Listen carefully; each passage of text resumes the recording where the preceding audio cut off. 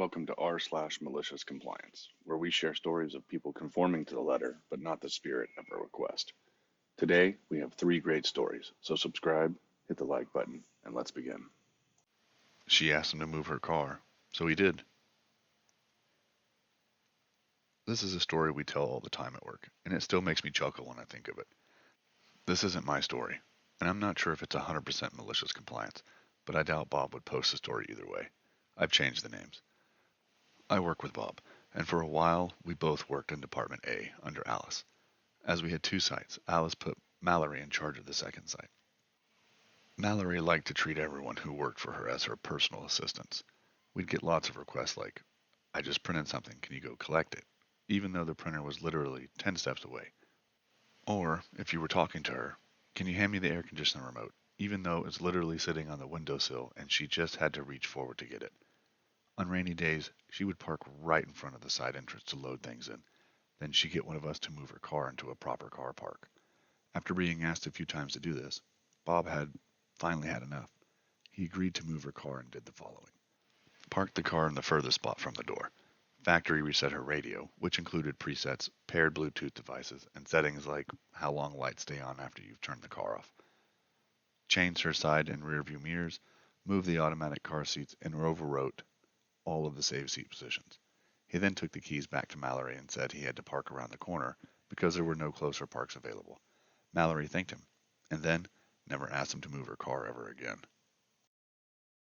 Manager changed my schedule as a power move, so I stuck to it. A few years ago, I worked at a physical media chain in New England.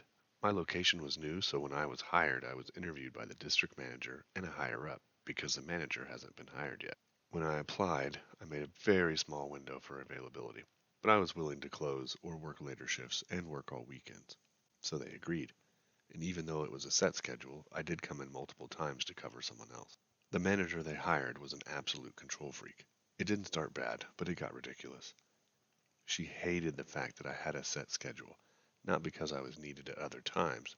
I was working the least desirable shifts. It was because she didn't control it. She even said that. About a year and a half of working there, and her dropping hints that we might need to renegotiate my schedule, again, for no actual reason, she scheduled me to come in 4 hours earlier on the day before my weekend, just to shake things up.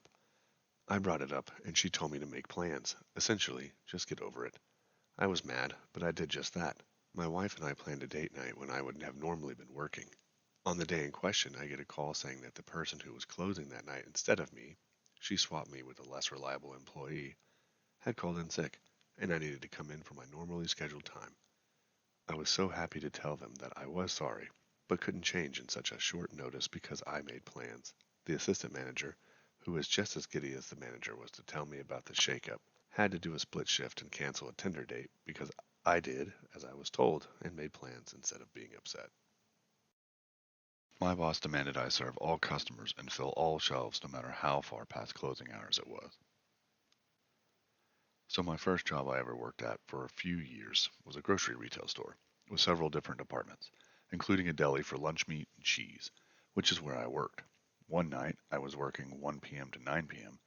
9 p.m. is when the deli and other special departments closed, and we are expected to be done and clocked out. But the rest of the store remained open 24/7 for general groceries. It was me and one other guy. We had an especially busy night, and we were a little behind in our cleaning. As a result, but we had our meat slicing machines already coated with sanitizer after working for 15 minutes to get all the little meat chunks and shavings out of every corner, as we were pretty serious about making sure those things were clean as can be. It's about 8:55 at this point. We're almost late to leave, and the store we worked for did not like overtime. If you were getting any amount of overtime, you would get chewed out the next day for it, even for a little amount. A woman walks up to the counter and starts looking through the product, as we had a glass case filled with a bunch of types of our lunch meats, pre-sliced and ready to go for bagging up. She looks at one and says, I want this turkey right here, but I want it freshly sliced. I, of course, look to my coworkers, and both can see that the two slicers we have are still covered in the sanitizer we use and are drying, as per the food safety protocol written on the bottle that says to allow 20 to 30 minutes minimum for the sanitizer to dry after application. I tell her, well, ma'am, we really can't do that right now. Our slicers are both being cleaned at the moment. as the department is closed in 5 minutes. But I would be glad to get you something here from our cold case. So you're not going to slice it fresh for me? That's what you're saying? I replied.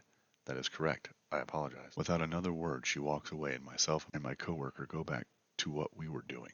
And we finish cleaning and go home after about 5 more minutes, narrowly clocking out on time. Fast forward 2 days later. Me and the same coworker come in and start getting to work like a normal day. About 3 p.m. 2 hours into my shift, I personally get called into the head honcho's office, the store director, as they're titled. I think nothing of it and head on upstairs and go inside the office and sit down. The store director hands me a piece of paper and says, "Tell me, what caused this?" I look at the paper, and it's a printed out screenshot of a Google review for our store. 1 star out of 5, and a full paragraph from the lady of 2 nights before, complaining that she didn't get her freshly sliced meat from the rude employee, and then described specifically me. I explained exactly what happened 2 nights before, as clearly as I'm typing it out here. The director is getting heated and begins to cut me off while I'm speaking, asking, "Why would slicers be covered in sanitizer at 8:55? You're scheduled to work until 9." I said, "Yes, I am, but seeing as I'm constantly being reminded not to get any overtime, so I usually start cleaning them around 8:30 p.m. The director gets even more upset and raises her voice. "I don't care. That's not how it works. If you have a customer, you serve them. And you'd better start making sure those shelves are filled before you leave, or you won't be working here anymore. Now get out." I'm pretty salty at this point. I go back down to the department, and my coworkers asked what had happened. And I told him. He says, "So they want everything done before we leave?" I said, "Yep." And without another word, he knew what we needed to do. 9 p.m. hits as usual, and our shelves are at the usual standard of half full. But seeing as we've been given a new standard, we decided to stay and make sure we did what I was instructed to do. We spent the next several hours past closing time slicing and slicing and slicing until every single tray of meat and cheese was full. We had plastic totes in the big fridge full of cheese that we sliced that were wrapped up in half-pound blocks for ease of sale, so we decided to fill that tub over the brim with every single type of cheese we had available. We cut up around 70 pounds of cheese and wrapped it up in the fridge.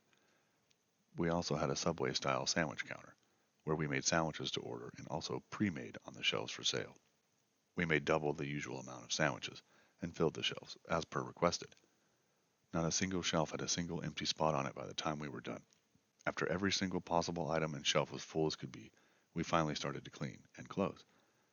It was around 3 a.m. when we finally left. The department opens at 5 a.m. We were exhausted, but our spiteful overtime venture made us feel pretty good. We got about 6 hours overtime in. They hated anyone getting even 5 to 10 minutes of overtime. We both came in the next day at 1 p.m. as usual, expecting complete retaliation, but nope. Instead, our department manager of the deli kinda saunters over to us and says, "Hey, you should be good to start cleaning up at 8:30 like usual." I think she got the point that you made. Normally, overtime would be asked to be taken care of by clocking out for lunches or coming in later than usual. But they let us keep all 6 hours of that overtime. They never said anything to us about overtime again after that. I accepted a job that paid almost double about 6 months after this incident, and never ever went back to retail hell. I hope you enjoyed these stories. Don't forget to like and subscribe if you want more stories like this.